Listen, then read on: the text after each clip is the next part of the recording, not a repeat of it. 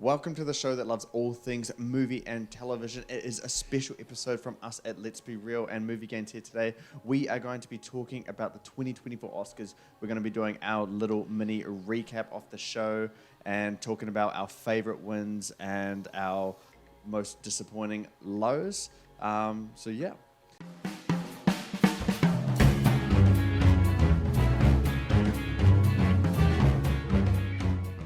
I'm James, that's Nan, and we're coming to you from Australia and New Zealand.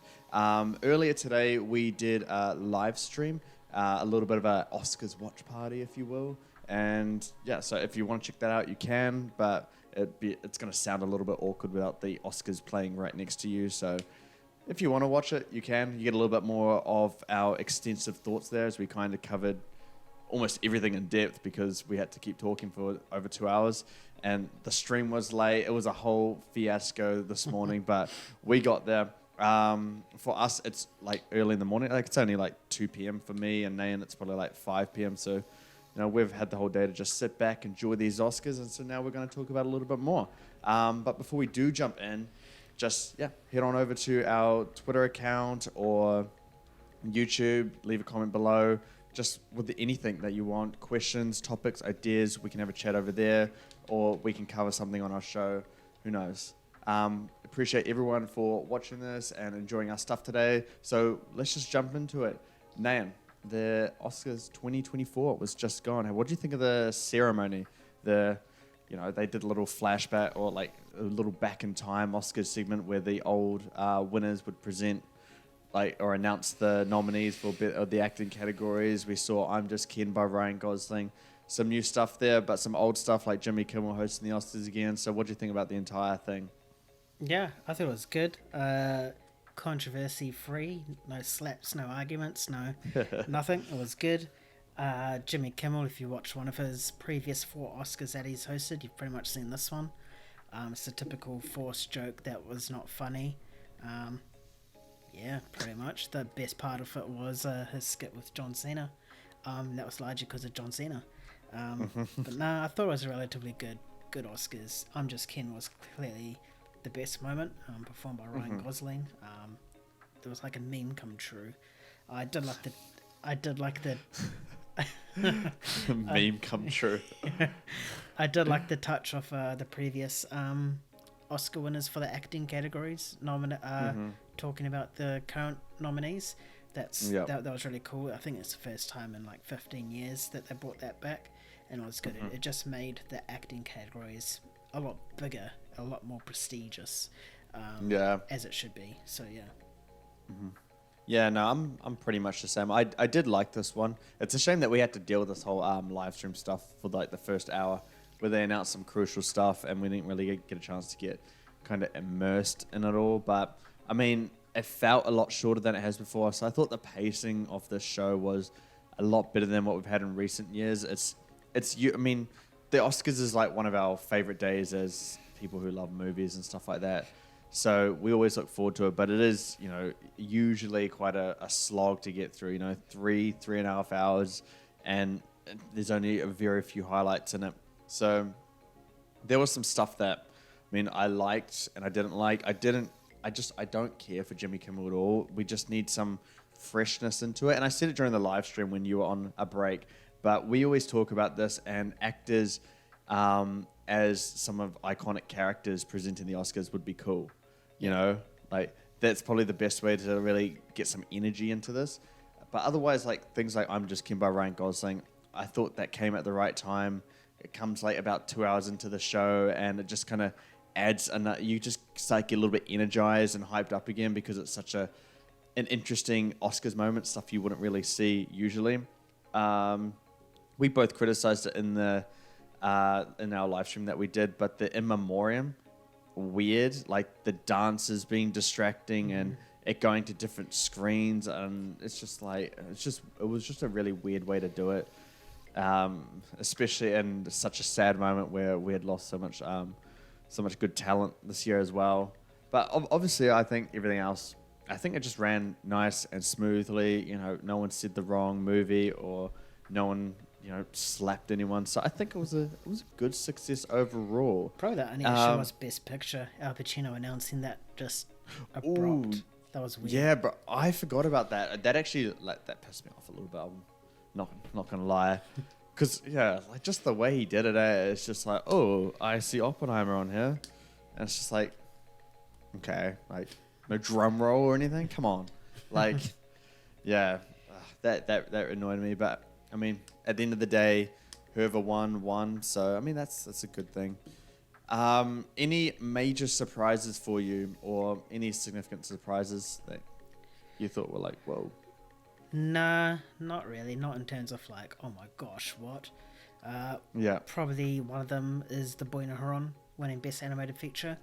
Oh, yes. It was pretty much between Across the Spider-Verse and Boy in the Heron, but they decided to give Miyazaki an Oscar, potentially his last Oscar as well. So I think it was the right choice giving that film the Oscar. The other one is Emma Stone winning Best Actress. It was very heavily favoured towards Lily Gladstone, and then she came away with the win, and I think that's the right call, the Best Actress one at the end of the day, because Lily Gladstone was more supported than an actual lead. No, I agree with that. One I want to bring up is, it gets me kind of riled up, is visual effects, man. Visual effects, Godzilla -1.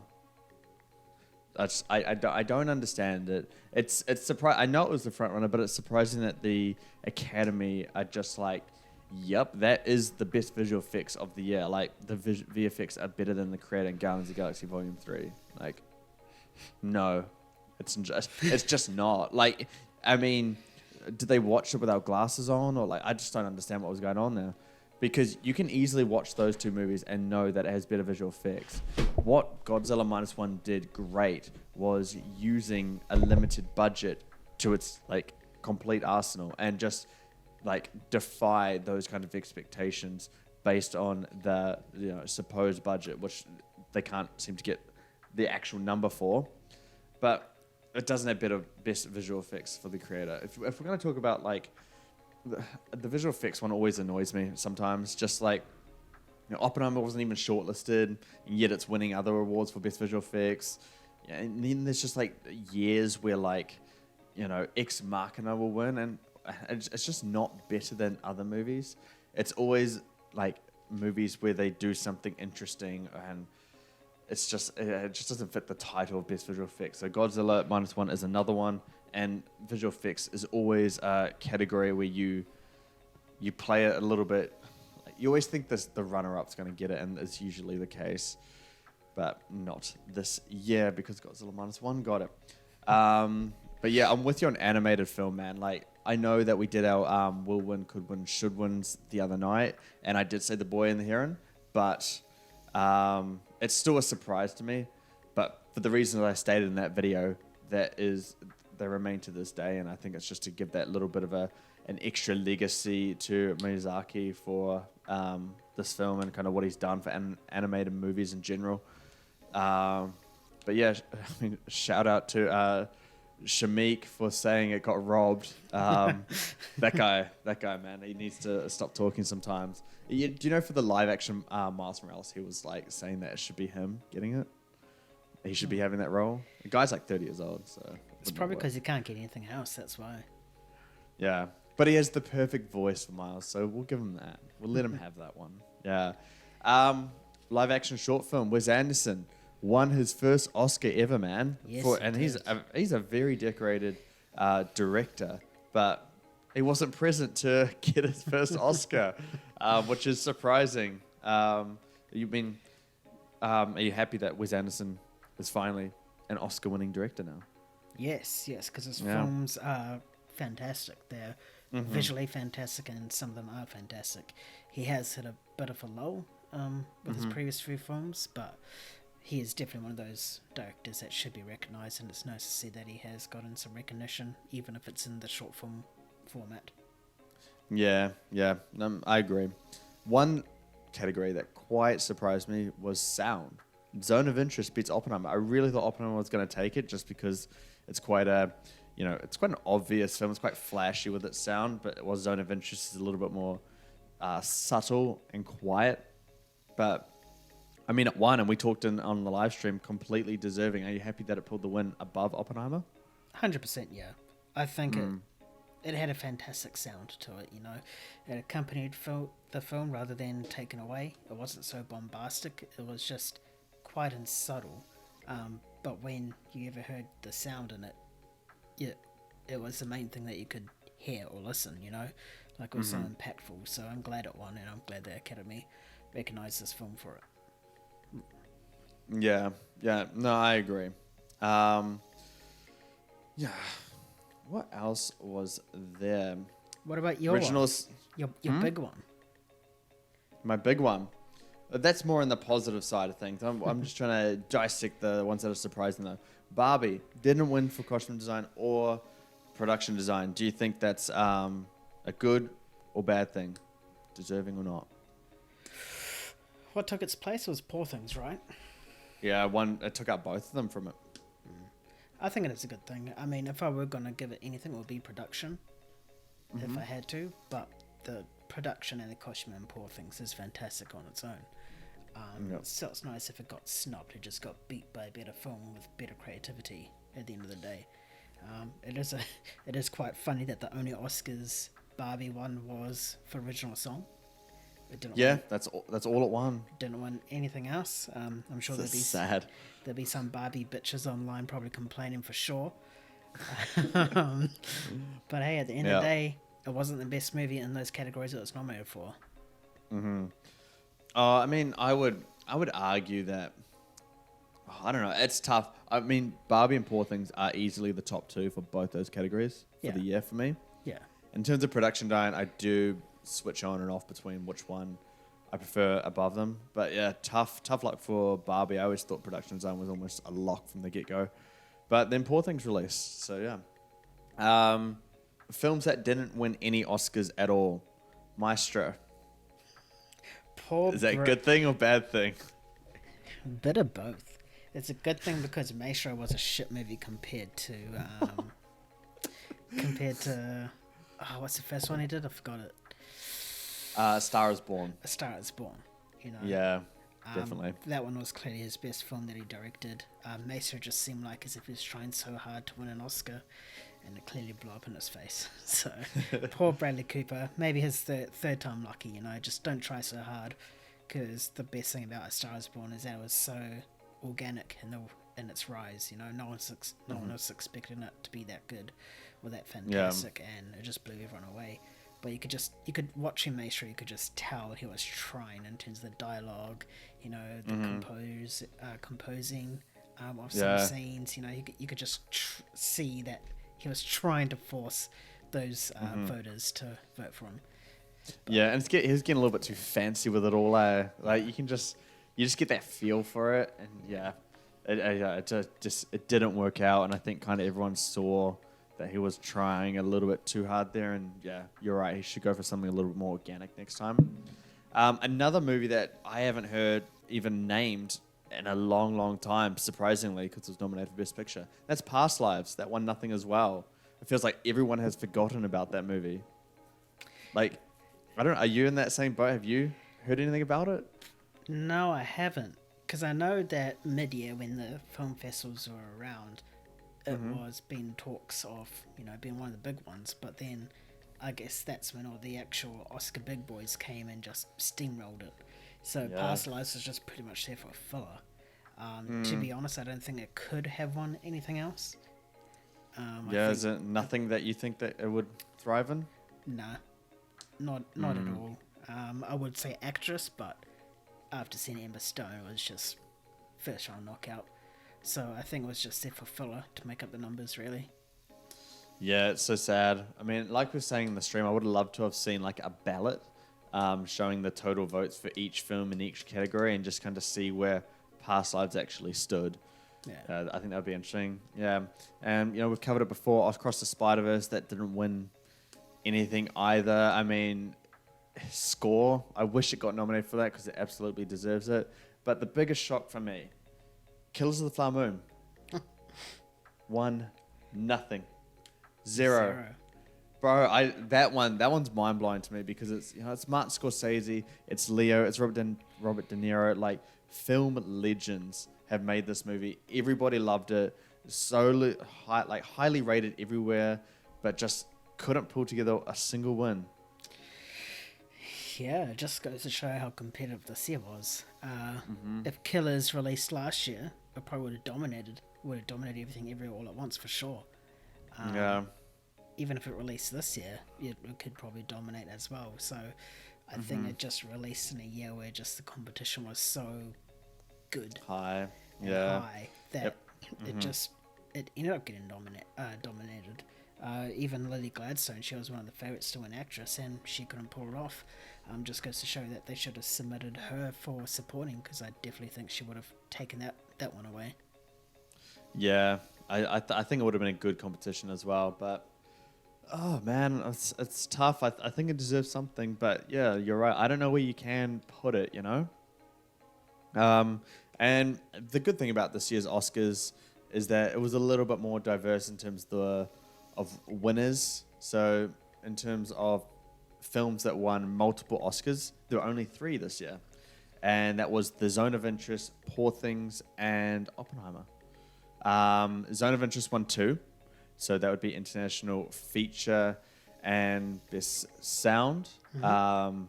But hey, it wouldn't have won Best International Feature if France submitted an Anatomy of a Fall. I think we know that. And the dog was there in the seats watching this whole ceremony.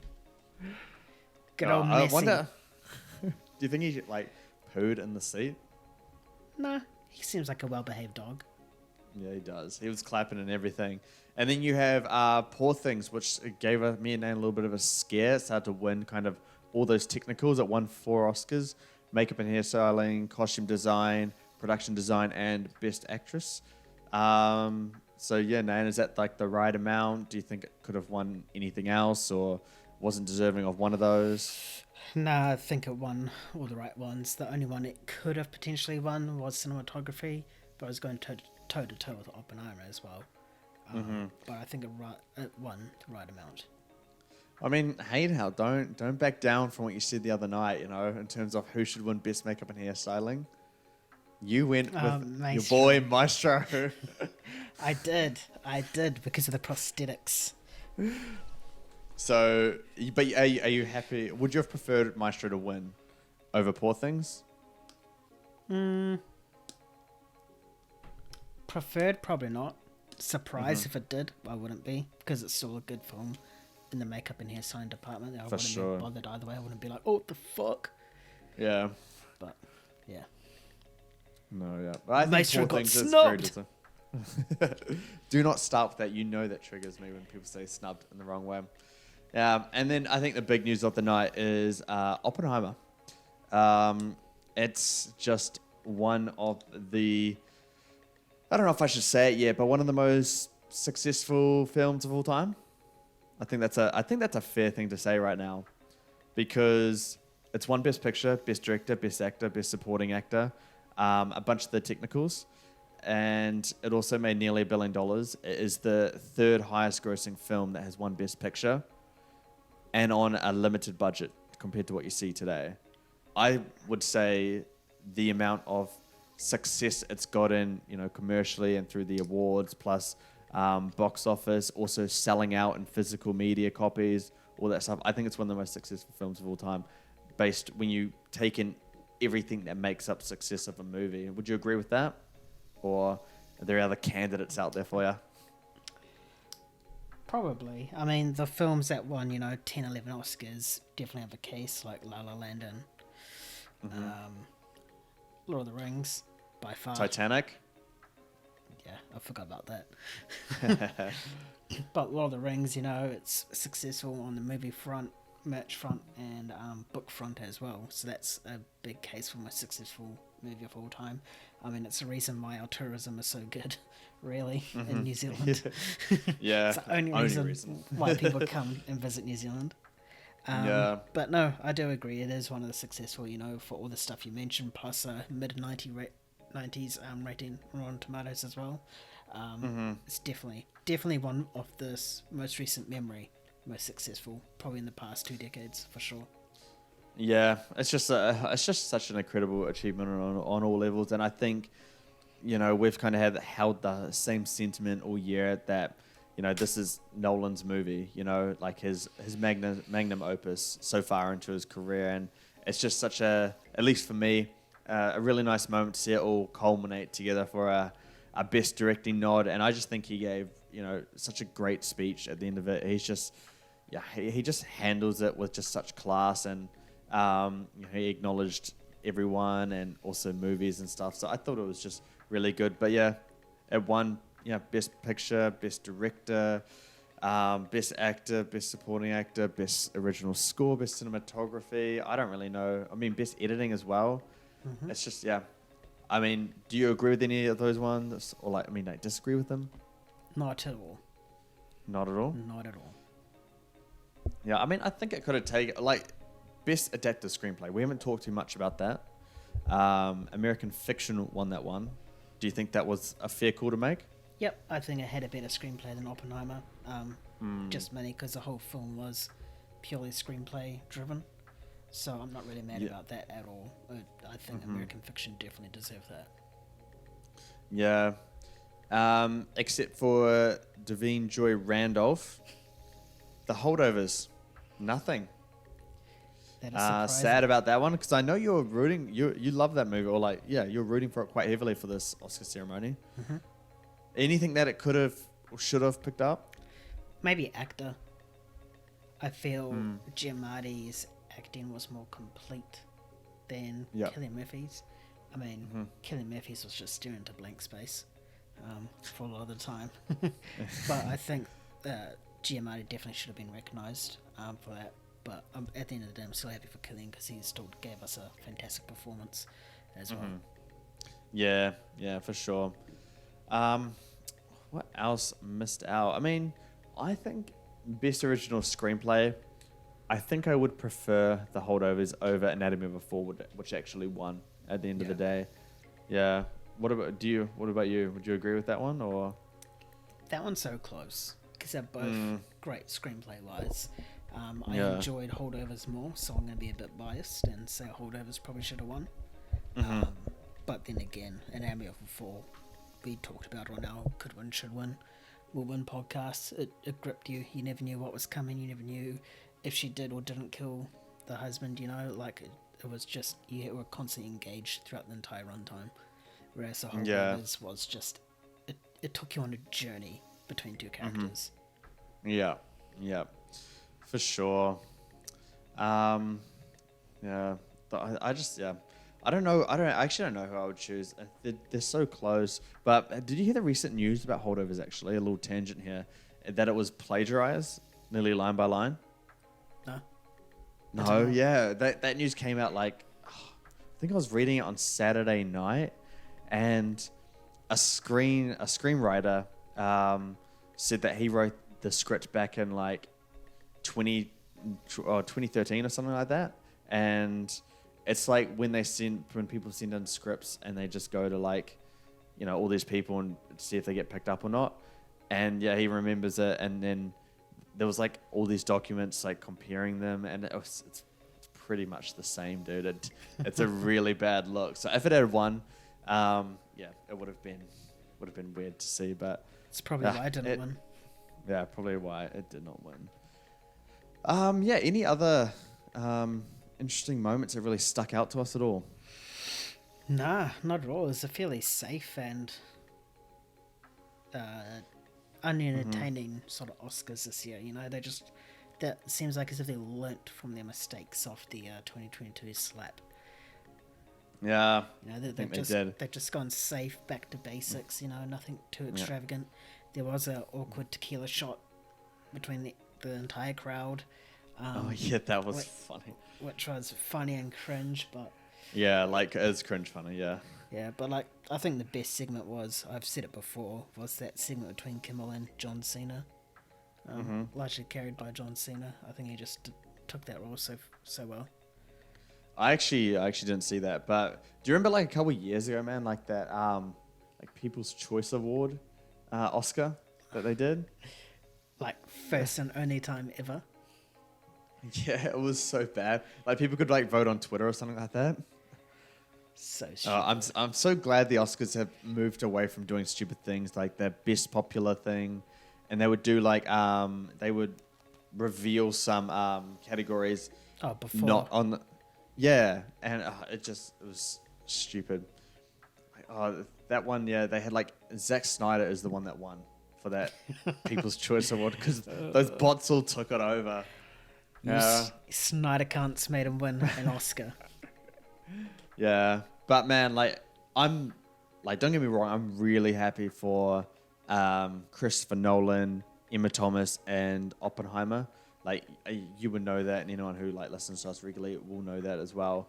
But I don't know, I just love competition, man. I don't like going into Oscars and kind of knowing it, and I don't like clear front runners, like where it's like locked. Like supporting actress this year was such a dull thing. It's hard to talk about because there's no competition there. We know who's going to win.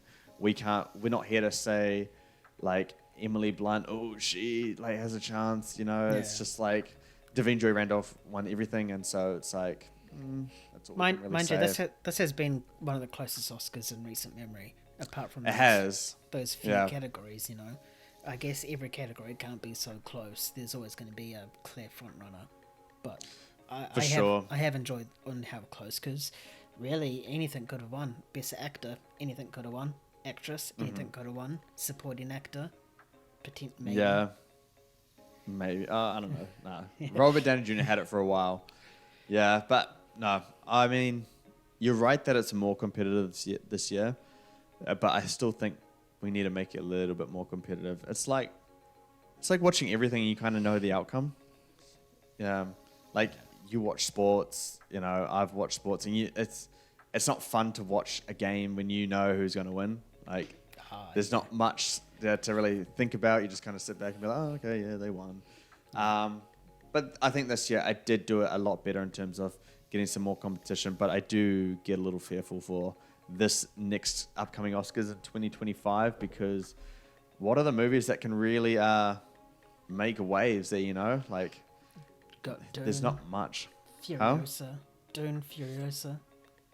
Yeah, well, Dune's chances next year, it released so early it might not have the momentum to get there. But what do you think? Do you think outside of technical stuff, because that's a given. That's an easy answer for you. Or get nominated for picture, maybe directing, nothing in acting. Really? Not Timothée Chalamet? No. Austin Butler? Oh, I could see that. I could actually see Austin Butler as supporting. Depends how weak the year is, really. I mean, he's great, but like, it's not really like, there's not much of a performance there other than psychotic, crazy man. Yeah, writing. I think I could do writing. Adapted screenplay, just because of the what it's based on is such a hard thing to do. I would say it has a chance there. Yeah, possibly. Yeah, I mean, maybe Furiosa too. Maybe. Not screenplay, but Furiosa I think has a chance at Oscars next year. Definitely visuals and sound. If you think Mad Max Fury Road is to go by. Yeah, because Mad Max Fury Road, how much did it win? It won quite a bit. Yeah, I think it won like 4 to 6 Oscars by the end of it. Yeah. I mean, let's take a look at what's coming out. There's not much there. I mean, Megalopolis, you had on your most anticipated. Francis Ford Coppola. That's the one, yeah. Stands a chance there. Yep. I think it's his probably final film, most likely. His magnum opus. Yeah. Starring Adam Driver. It's just been in the works for so long, so I think they can really make some waves there. But I know there's a Steve McQueen movie coming out, and that's really kind of the gist of what we know so far. But I think Dune is one to look out for early on. But it is going to be an interesting one. I mean, Joker, that got like 10 nominations for the first one. Do you think that has a chance? Maybe. I guess because everyone's already seen Joker, they know what to expect. Whereas in Joker, when it first came out, no one knew it would be that good or what they were expecting. So that's probably why it got highly rated. so I don't really see anything. Maybe song, score, maybe acting as well. Could see it. Possibly visuals or cinematography, depending on how that looks. But yeah, I guess when the trailer comes out, we can actually judge visually on where we'll stand. Yeah, I'm hoping for good things for that movie. Hopefully it's better than the first, 'cause I think the first one was wildly overrated and not deserving of a lot of those nominations. But yeah, no. Any other thoughts to add on for this year's Oscars? Nah, not at all. I think the right winners won. Right winners won, yeah. I think it was a good one. There's no controversies, not much snubs where we can all bitch and moan and complain on the internet. I think it was a pretty good year. Unless you're Shamik Moore. Yeah, with Across the Spider-Verse losing. But it's fine. It's not a big deal. You'll just win when Beyond the Spider-Verse comes out, mate. So just pipe down a little bit. That's my message to Shamik Moore. Reach out to us on X, please. Otherwise, yeah, that is going to do it for us today. We are heading back to a regular podcast schedule, so we'll be doing a video for that as well. So do tune in. We're looking around, a couple times a week, just discussing the latest news, all that kind of stuff. But I think Thursday, Nayan, are we going to do our top 10s of 2023? We're going to do it then? Yeah? Yes, we will. I'll chuck it on the podcast list and we can do that. We'll make it a little special, and then on Sunday we'll have our actual Let's Be Real for sure. All right. You heard it here first from Nayan, guys. We are going to be doing our top 10 films of 2023 around Thursday. I don't know when they'll go up. It's just depending on editing, all that stuff at the moment. And then, we'll be back to our regular podcast stuff and just kind of entering in the new year as some good movies start to come out, because it's been a really dead patch of movies. But thank you so much for tuning in, watching. Your support and engagement does mean a lot to us. If you'd like to hear more from us, do subscribe to us on YouTube or follow us on your favorite podcast platform and consider giving us a rating. You can also find us on Twitter, TikTok, Instagram, all that stuff. Before we do head off, though, we want to hear your thoughts, so please do comment below whether you agree with us in terms of certain winners, whether you thought other people should have won or more deserving. Share your perspective and we can have a chat about it. Otherwise, if you do want some of our deeper content, you can just head over to moviegames.com. We do 4K stuff, physical media, box office, award season, which is going to obviously now stop. Otherwise, if you're too lazy for that, you can just sign up to our weekly newsletter to stay up to date. So just find that link in the description below. Thanks again for joining us. We'll catch you next time. Keep bringing the hype. Peace. See you later.